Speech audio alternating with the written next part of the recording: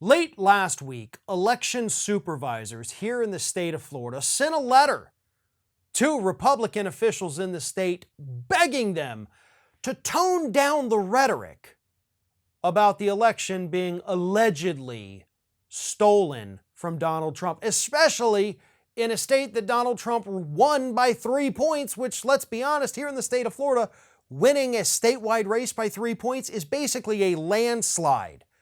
Trump beat Biden in Florida by margins we haven't seen in over 20 years.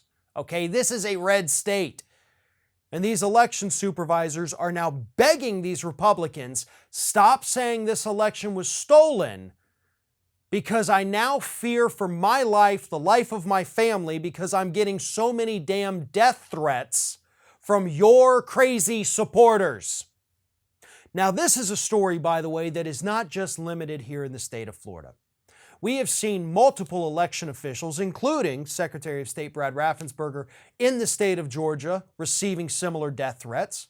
We have had reports of this in Wisconsin, Pennsylvania, Arizona, all of these areas where Trump supporters want to push more ballot audits.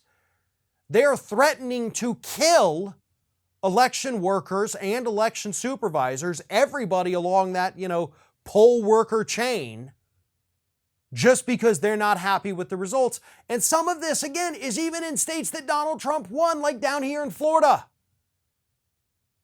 So these officials, these supervisors, are begging Republicans, stop it. Just stop. We know none of this happened. You know none of this happened. You're pushing it because you think it helps you win elections in the future. You're pushing it because you think it energizes your base, and it does energize them. But it energizes them to pick up the phone and call up an election official and say, I'm going to kill you. Because that's what's happening across the United States right now.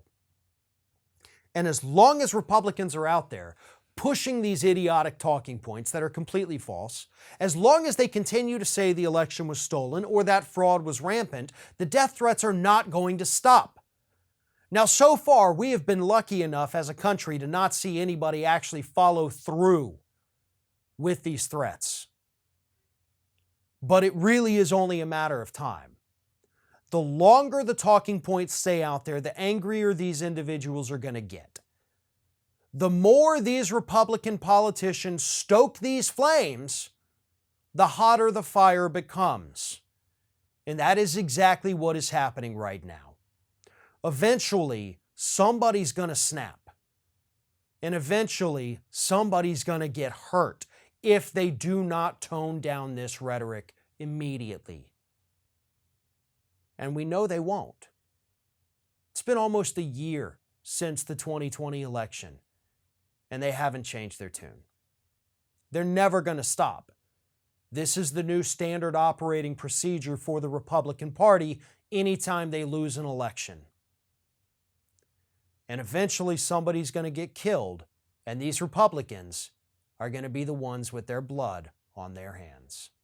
Thanks for watching, and don't forget to like, comment, share, and most importantly, subscribe to our channel for fresh content 7 days a week.